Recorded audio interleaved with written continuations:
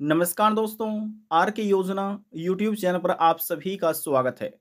Pension से संबंधित एक और नया ताज़ा अपडेट, लेटेस्ट न्यूज़ आप सभी के लिए लेकर हाजिर हो चुके हैं। सरकार की तरफ से पेंशनर्स को एक बहुत बड़ी खुशखबरी दी गई है। काफ़ी लंबे समय से ये पेंशन लाभार्थी अपनी पेंशन का बेसब्री से इंतजार कर रहे थे।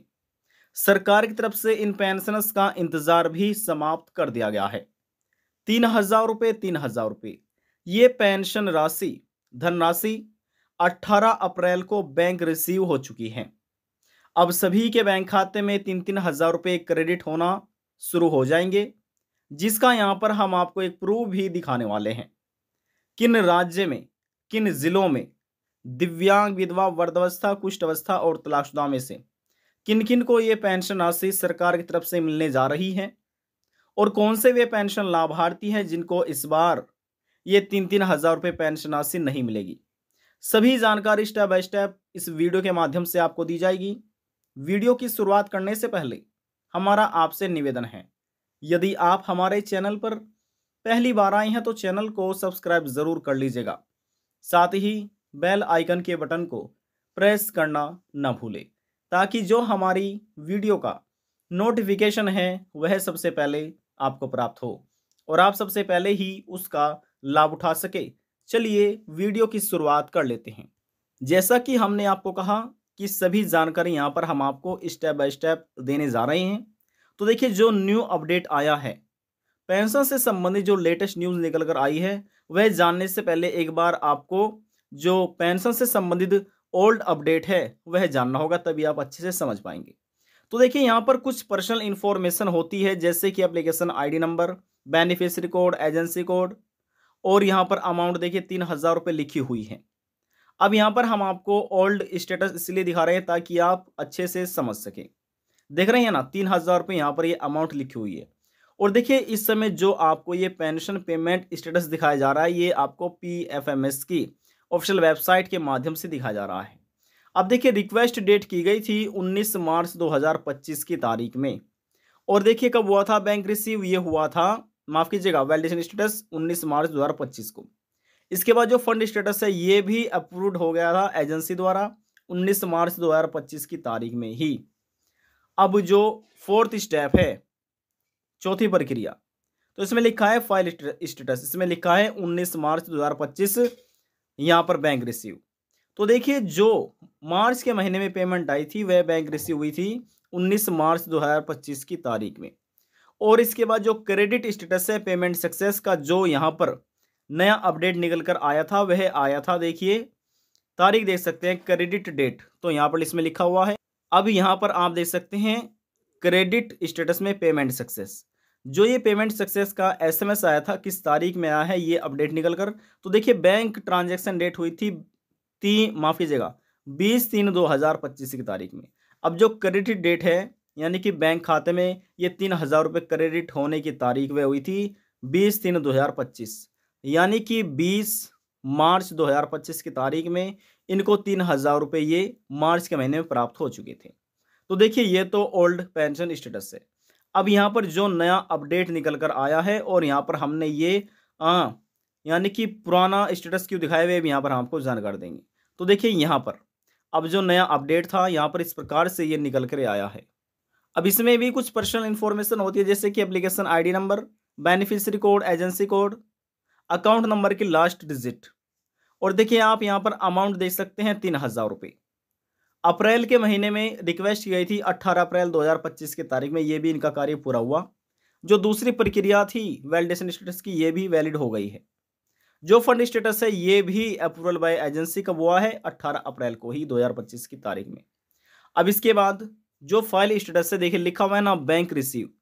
जैसे कि हमने आपको कहा कि यहाँ पर हम आपको प्रूफ के साथ सभी जानकारी दे रहे हैं, तो इसमें लिखा है बैंक रिसीव 18 अप्रैल 2025 की तारीख में। देखिए, बैंक में तो पैसा आ चुका है, लेकिन जो आपका अकाउंट है, आपका खाता है, उसमें क्रेडिट नहीं हो पाया है। पेमेंट पेंडिंग एट बैंक, यानी कि बैंक की तरफ से जो पेमेंट है वह अभी पेंडिंग में रखी गई है। अब यहाँ पर पेंडिंग में रखने का क्या कारण है, तो इसमें इस प्रकार से इस पोर्टल पर कोई भी अपडेट नहीं जारी किया गया है। तो यहाँ पर जैसे हमने आपको कहा कि यहाँ पर हमने सबसे पहले आपको ओल्ड स्टेटस दिखाया था। ओल्ड स्टेटस में लिखा हुआ था यहाँ पर देखिए 19 मार्च, जहाँ पर 18 अप्रैल लिखा है ना, यहाँ पर 19 मार्च लिखा हुआ था। देखिए हम दोबारा से दिखाते हैं। देखिए यहाँ पर लिखा था 19 मार्च 2025 और इसके बाद 20 मार्च को ये बैंक खाते में क्रेडिट हो चुका था।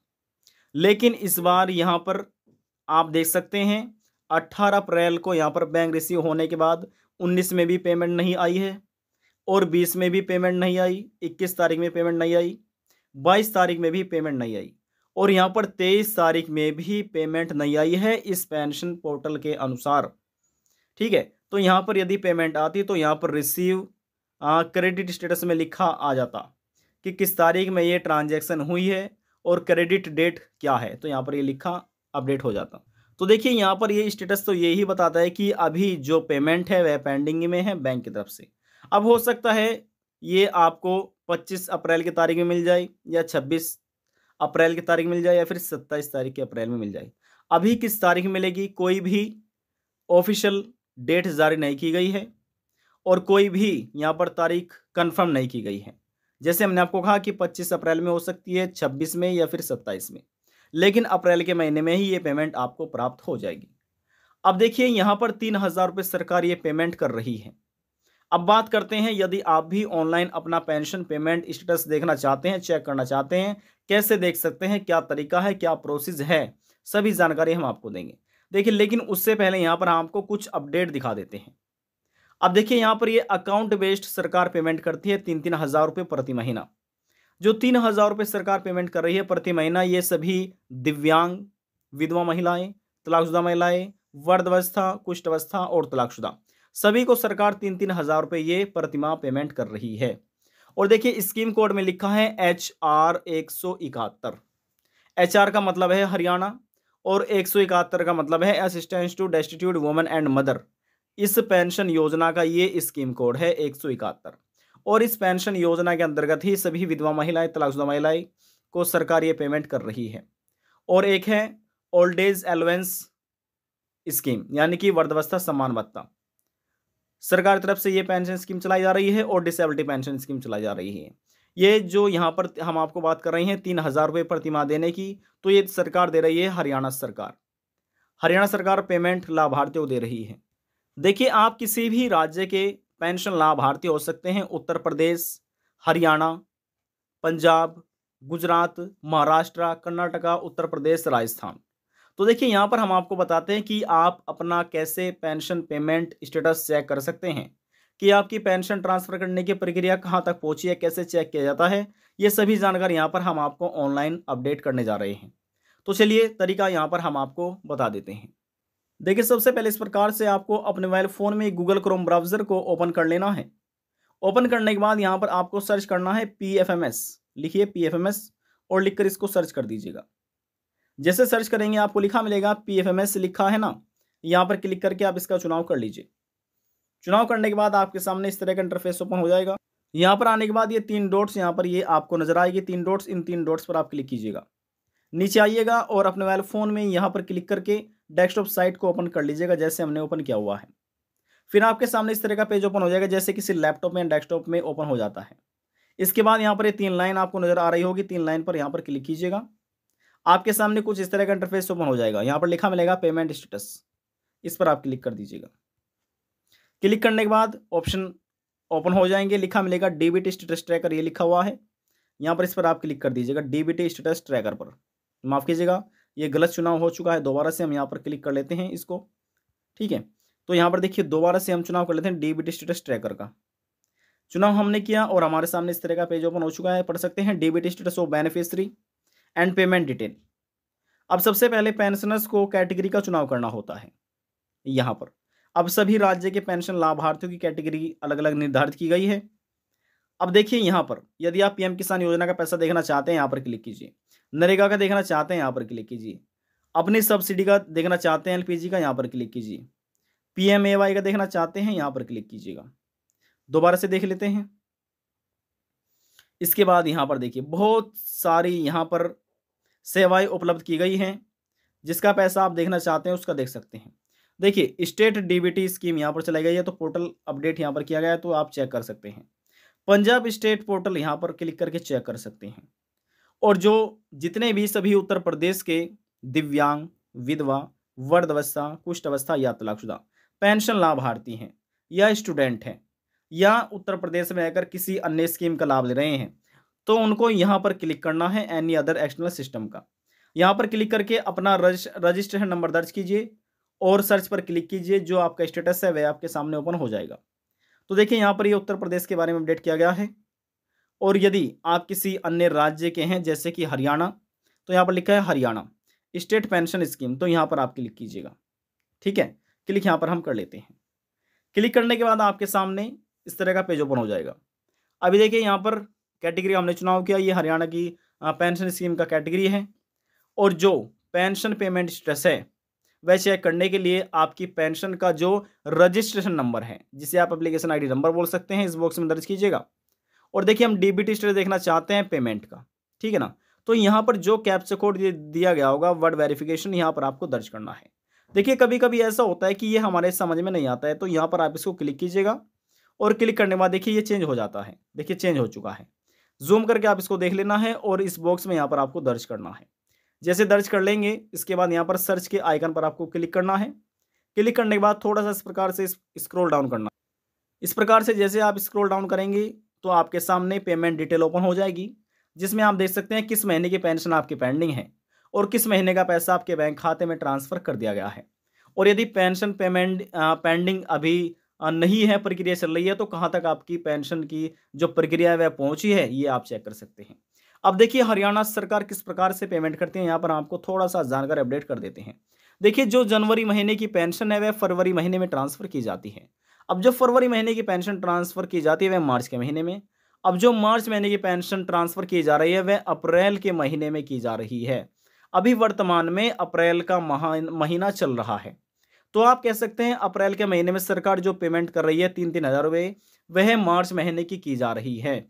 अभी जब मई का महीना चलेगा तो मई के महीने में सरकार अप्रैल महीने की पेंशन ट्रांसफर करेगी।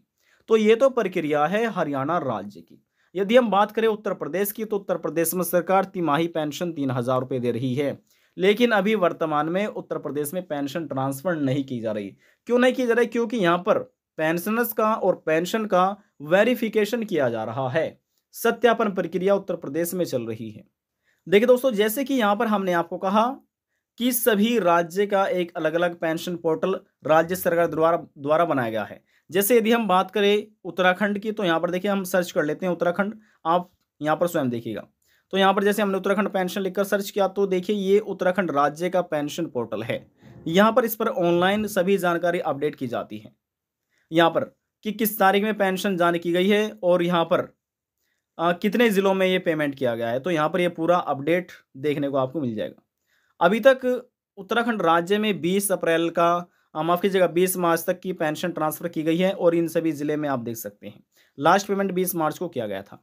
और इसी प्रकार से यदि हम बात करें मध्य प्रदेश की, तो यहाँ पर आप लिखिए एमपी पेंशन लिखिएगा और लिखकर आप इसको सर्च कर दीजिएगा।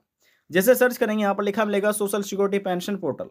अब यहाँ पर क्लिक कीजिए। क्लिक करने के बाद ये मध्य प्रदेश का पेंशन पोर्टल है और यहाँ पर आपको नीचे आ जाना है और नीचे आने के बाद लिखा है यहाँ पर आपको मिल जाएगा पेंशन पासबुक। देखिए इस पर आप क्लिक कीजिएगा।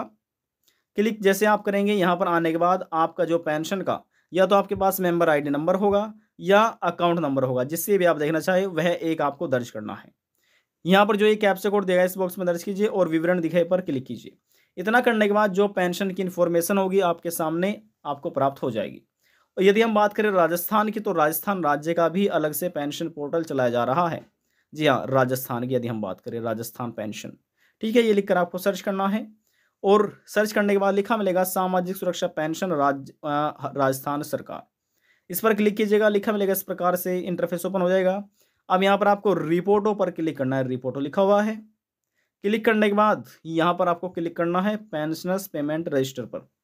क्लिक करेंगे, जो आपकी पेंशन का एप्लीकेशन आईडी नंबर है इस बॉक्स में दर्ज कीजिए। ये कैप्चा कोड यहाँ पर डालिए और शो रिपोर्ट पर क्लिक कीजिए। जो राजस्थान राज्य के पेंशनर्स हैं उनके सामने उनका स्टेटस ओपन हो जाएगा। देखिए आप किस राज्य के पेंशन लाभार्थी हैं और किस राज्य की डिटेल आप अपनी पेंशन की प्राप्त करना चाहते हैं, नीचे कमेंट कर दीजिएगा। फिर हम आपको बताएंगे कि क्या प्रोसेस है, क्या तरीका है। एक नई वीडियो लेकर हम आपको आएंगे। आज की जानकारी में बस इतना ही। यदि आपको हमारी दी हुई जानकारी पसंद आई तो वीडियो को जरूर लाइक कर दीजिएगा। आपके एक लाइक से हमें बहुत ज़्यादा मोटिवेशन मिलता है। लास्ट में निवेदन यही करेंगे, चैनल को सब्सक्राइब और साथ ही बेल आइकन के बटन को प्रेस करना ना भूलें। अब हम आपसे मिलते हैं नेक्स्ट वीडियो में एक और नई जानकारी के साथ। तब तक के लिए जय हिंद, जय भारत।